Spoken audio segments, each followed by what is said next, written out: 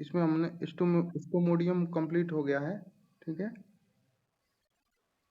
आगे हम पढ़ेंगे मिसेंटेरोन, मतलब कि मध्य आंत्र जो है उनको पढ़ना है।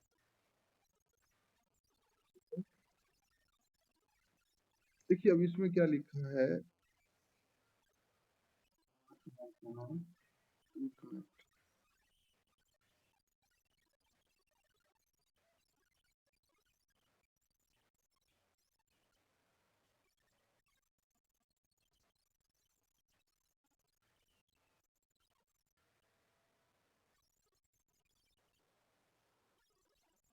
चलिए स्टोमोडियम तक हो गया था कंप्लीट। अब हमें आगे पढ़ना है मिसेंटेरोन या मध्य आंत्र। ठीक है, तो मध्य आंत्र को देख लेते हैं। इसमें लिखा है मध्यांत्र का मुहाना कार्डिया कहलाता है। मध्यांत्र का मुहाना मतलब कि जहाँ से मध्यांत्र जो है किससे जुड़ती है, पूर्वांत्र से, उसको हम कार्डिया बोलते हैं। ठीक है, देखिए आप डायग्राम में देख पा रहे होंगे, ये क्रॉप था। क्रॉप, ये क्रॉप के जस्ट नीचे ये गोल एक भाग दिख रहा है, इसको पेशनी बोलते हैं, गिजार्ड। ठीक है, गिजार्ड के बाद में जो भाग कनेक्ट दिख रहे हैं ना आपको, इसके नीचे ये दिख रहा है, ये लिखा है मध्यांत्र। यहाँ का भाग जो है ना, ये मध्यांत्र कहलाता है। और ये जो है कार्डिया के द्वारा जुड़ा होता है, इसके मुहाने को कार्डिया बोलते हैं। ठीक है, अब इसमें लिखा है मध्यांत्र का मुहाना कार्डिया कहलाता है, जहां से 8 नलिकाकार प्रवर्ध निकले होते हैं, उभार निकले होते हैं, जिन्हें हम हेपेटिक सीका या ग्रेस्टिक सीका कहते हैं। देखिए ये जो भाग दिख रहा है, मैं बता देता हूँ, ये यहाँ से यहाँ तक मध्यांत्र है। ये जो पेशनी से जुड़ा है ना जस्ट, ये ये भाग, ये किसका भाग है, मध्यांत्र का ही भाग है। और ये जो यहाँ से छोटे छोटे ये उभार दिख रहा है आपको, ये निकल रहा है, ये इसको हम बोलते हैं हिपेटिक सीका। क्या बोलते हैं,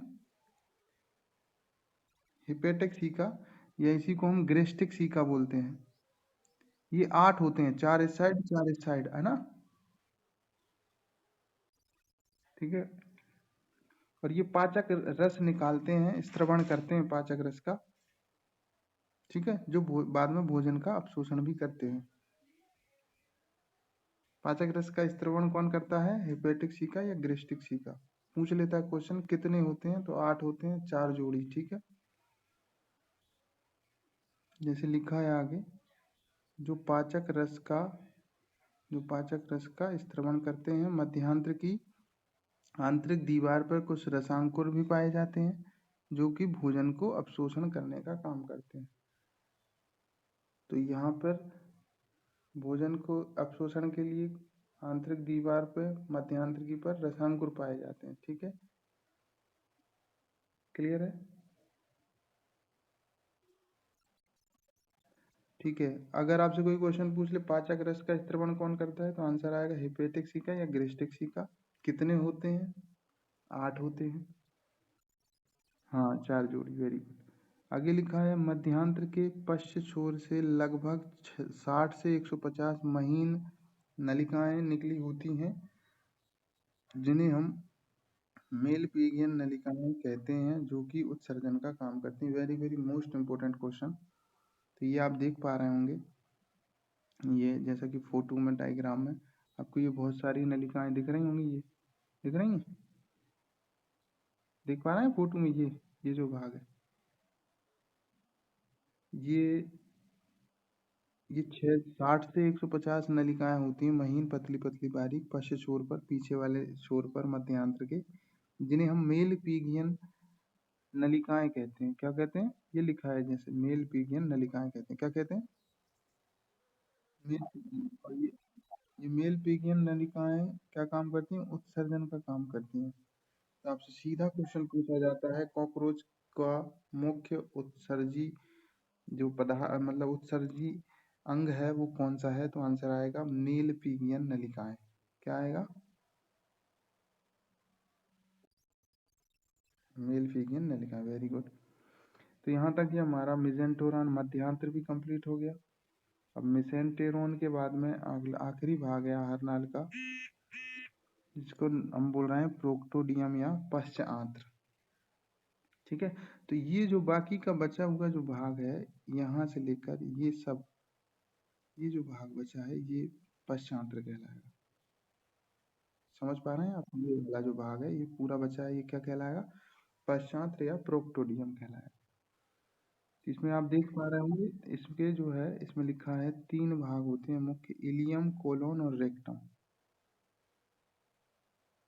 ठीक है, तो ये इलियम होता है पहला, फिर कोलोन होता है, ये जहाँ से जुड़ती है इसको इलियम, फिर ये कोलोन है, और ये लास्ट वाला रेक्टम या मलाशय है। ठीक है, ठीक है, 3 भाग होते हैं। आगे लिखा है रेक्टम अपाचक भोजन का संग्रह करता है, इसकी दीवार में 6 फोल्ड पाए जाते हैं, ये भी पूछ लेता है, जिन्हें रेक्टल पेपिला कहते हैं। तो आंसर, अगर ऐसा क्वेश्चन पूछ ले कि कॉकरोच में कितने रेक्टल पेपिला पाए जाते हैं, तो कितने होते हैं? 6। ठीक है, और इनका कार्य होता है मल से जल को सोखना, और काम क्या करते हैं ये, जो मल होता है उसमें से जल को सोख लेते हैं। आगे लिखा है रेक्टम का जो मुहाना है, उसी को, मुहाना मतलब ये वाला जो भाग है, इसको हम एनस या गुदा कहलाता है। ठीक है, लास्ट वाला भाग, पश्चांत का सबसे आखिरी भाग गुदा या एनस कहलाता है। क्लियर यहाँ तक? तो इस प्रकार हमारा ये आहार वाला टॉपिक भी कंप्लीट हो गया। आगे हम देखते हैं कुछ पाचक ग्रंथियां हैं, उनको देख लेते हैं।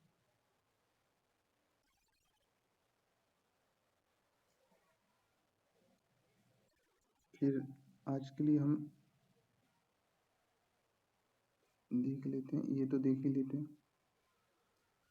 आगे पाचक ग्रंथियां हैं, तो आपको याद रखना है।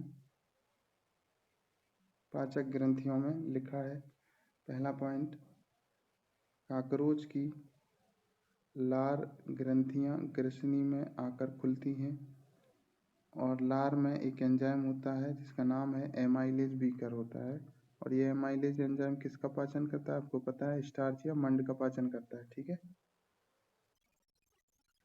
क्लियर है? नेक्स्ट नेक्स्ट पॉइंट है, हेपेटिक सीका या ग्रेस्टिक सीका से भी एक पाचक एंजाइम निकलता है, जो प्रोटियोलाइटिक एंजाइम का स्त्रवण करता है। प्रोटियोलाइटिक एंजाइम क्या करता है? प्रोटीन का पाचन कराता है, ये भी हम पढ़ चुके हैं पहले। यहाँ तक ठीक है? आगे ये हमारा आहार नाल वाला जो भाग था कंप्लीट हो गया, आहार नाल। बाकी का डाइजेस्टिव सिस्टम कंप्लीट हो गया, पाचन तंत्र। इसके बाद अगला तंत्र है रक्त परिसंचरण तंत्र। ठीक है, ब्लड सर्कुलेटरी सिस्टम। ठीक, इसको पढ़ रहे हैं। इसमें लिखा है काकरोच की देहगुहा, हीमोसील कहते हैं काकरोच की देहगुहा को, रक्त परिसंचरण तंत्र। क्वेश्चन पूछा जाता है कि काकरोच की देहगुहा कहलाती है, अपन ने एसएस में भी देखा था। काकरोच की देहगुहा को हीमोसील कहते हैं। क्या कहते हैं? हीमोसील। अब हीमोसील क्यों कहते हैं? क्योंकि इसमें हीमोग्लोबिन का अभाव होता है, अभी आगे पढ़ेंगे। लिखा है कॉकरोच में, हाँ, और खुला परिसंचरण तंत्र देखने को मिलता है। 2 प्रकार के परिसंचरण तंत्र होते हैं, खुला और बंद। तो कॉकरोच में कौन सा होता है? खुला परिसंचरण तंत्र। साथ में लिखा है रक्त में श्वसन रंजक हीमोग्लोबिन का अभाव होता है, मतलब कि हीमोग्लोबिन नहीं पाया जाता है। और ये हीमोग्लोबिन किस प्रकार का पिगमेंट होता है? वर्णक होता है, लाल रंग का वर्णक होता है। अब ये तो होता नहीं है, तो इसलिए कॉकरोच का जो रक्त है वो रंगहीन होता है, मतलब कलरलेस होता है। कैसा होता है? कलरलेस। हाँ, और जो कलरलेस होता है उसको हम हीमोलिम्फ बोलते हैं, हीमोलिम्फ कहलाता है। ठीक है, इसको हम हीमोलिम्फ बोलते हैं। आगे लिखा है कॉकरोच में पृष्ठ सतह पर मध्य रेखा में एक पृष्ठ रुधिर वाहिनी पाई जाती है। ठीक है, मध्य रेखा पर पृष्ठ रुधिर वाहिनी मतलब जो ब्लड को ले जाने का काम करती है। मध्य रेखा पर। आगे कॉकरोच, आगे लिखा है, आगे क्या लिखा है, आगे लिखा है कॉकरोच का हृदय जो होता है 13 छोटे छोटे कीपनुमा कक्षों में बटा होता है। कुल मिला के कॉकरोच के हृदय में 13 छोटे छोटे कक्ष होते हैं। अंतिम कक्ष को छोड़कर प्रत्येक कक्ष में ऑस्ट्रिया नामक एक जोड़ी छिद्र होते हैं। मतलब लास्ट वाला जो कक्ष होता है उसको अगर छोड़ दिया जाए तो हर कक्ष में क्या होते हैं, एक छिद्र होता है छोटा सा, एक जोड़ी, जिसको हम ऑस्ट्रिया बोलते हैं। क्या बोलते हैं? ऑस्ट्रिया। जो बाल्ब की तरह कार्य करता है, बाल्ब जिस प्रकार से काम करते हैं ना वैसे काम करता है। कॉकरोच का हृदय स्पंदनशील भी होता है, धड़कता है, मतलब स्पंदन होता है उसमें।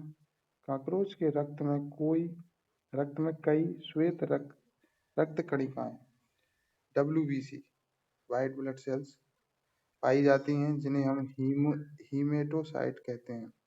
तो ध्यान रखना ये WBC को हम हीमेटोसाइट कहते हैं, ठीक है।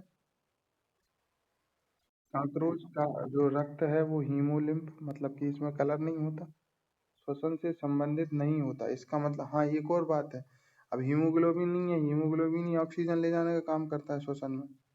अब ये हीमोग्लोबिन नहीं है तो इसका मतलब ये हीमोलिम्फ, मतलब कि जो इसका रक्तहीन जो सॉरी रंगहीन जो कलर है, रक्त रंगहीन है, वो हीमोलिम्फ कहलाता है। अब वो हीमोलिम्फ कोई काम का ही नहीं है, कहने का मतलब श्वसन में कोई भाग ही नहीं लेता है, कोई हेल्प नहीं करता है श्वसन में, तो फिर श्वसन होता काय से है, वो भी देख लेते हैं। आगे लिखा है क्योंकि श्वसन वर्णक अनुपस्थित होता है। अब श्वसन वर्णक कौन है? हीमोग्लोबिन, वो उसका अभाव है। इसलिए हीमोलिम्फ का कार्य केवल भोजन, हार्मोन तथा उत्सर्जी पदार्थों का विनिमय करना है। कुल मिला के हीमोलिम्फ का जो काम है वो यहाँ पे श्वसन करना नहीं है, भोजन, हार्मोन तथा उत्सर्जी पदार्थों का एक्सचेंज या विनिमय करना, आदान प्रदान करना है, ठीक है।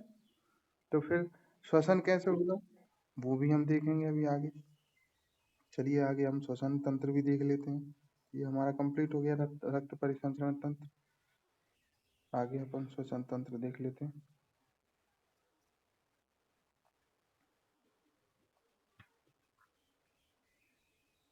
आगे लिखा है श्वसन तंत्र। श्वसन तंत्र कैसे होता है कॉकरोच में, तो इसमें लिखा है कॉकरोच में श्वसनीय गैसों का परिवहन रक्त द्वारा नहीं होता है, तो किसके द्वारा होगा, बल्कि इसमें बाहरी हवा को ऊतकों तक पहुंचाने के लिए शरीर में अनेक शाखान्वित वायु नलिकाएं या ट्रेकिया का जाल बिछा होता है। कुल मिला के इसमें कुछ नलिकाएं पाई जाती हैं हवा को ऊतकों तक पहुंचाने के लिए। शरीर में बहुत सारी नलियां होती हैं, उन नलियों को हम ट्रेकिया बोलते हैं। क्या बोलते हैं? ट्रेकिया। तो अगर आपसे कोई पूछ ले कि कॉकरोच में श्वसन किसके द्वारा होता है, तो वायु नली या ट्रेकिया के द्वारा होता है, ध्यान रखना है। श्वसन नलिकाओं की दीवार में काइटिन के बने सर्पिल वलय पाए जाते हैं जो नलिकाओं को पिचकने से बचाते हैं, जिन्हें टीनिडिया कहते हैं। तो श्वसन नलिकाओं की दीवार में काइटिन के बने सर्पिल वलय पाए जाते हैं जो नलिकाओं को पिचकने से बचाते हैं। कुल मिला के जो नलिकाएं हैं उनको पिचकने से बचाने का काम करते हैं टीनिडिया, ठीक है। और श्वसन का काम कौन करता है? ट्रेकिया या वायु नलियां, ठीक है, या वायु नलियां, ठीक। इसके बाद इसको और देख लेते हैं। आज अपन इतना ही पढ़ेंगे, श्वसन तंत्र को और कंप्लीटली पढ़ लेते हैं। आगे लिखा है ट्रेकिया की दूरवर्ती महीन शाखाओं को ट्रेकियोल कहते हैं, जिनमें टीनिडिया का अभाव होता है। मतलब कि जो ट्रेकियोल होती है महीन शाखाएं, दूरवर्ती मतलब जो दूर होती हैं, ट्रेकियोल में टीनिडिया का अभाव होता है, मतलब इसको ये मजबूत नहीं करेगा, टीनिडिया नहीं है। आगे लिखा है के बाजू में स्थित, शरीर के बाजू में स्थित 10 जोड़ी दरार नुमा श्वसन रंध्र या स्पाइरेकल से होकर वायु इन नलिकाओं में प्रवेश कर जाती है। स्पाइरेकल मतलब श्वसन रंध्र के 2 जोड़ी बक्ष में होते हैं। अब ध्यान रखना स्पाइरेकल जो होते हैं 2 जोड़ी तो किसमें होते हैं, श्वसन रंध्र 2 जोड़ी बक्ष में होते हैं, किसमें होते हैं, बक्ष में, और 8 जोड़ी उदर में होते हैं। तो हो गए 10 जोड़ी, ठीक है। अब इसमें लिखा है उत्तर भाग में होती है, प्रत्येक स्पाइरिकल एक ट्रेकियल चैम्बर या बेस में या एट्रियम में खुलता है। अब एट्रियम भी होता है इसका एक भाग, उसमें खुलता है, उसी को हम ट्रेकियल चैम्बर भी बोलते हैं। बेस तो जो रंध्र होता है, श्वसन रंध्र, वो ट्रेकियल चैम्बर या बेस्म या एट्रियम में खुलता है। अभी आगे लिखा है, दिन में ऊतक द्रव ट्रेक्यूल्स में प्रवेश कर जाता है।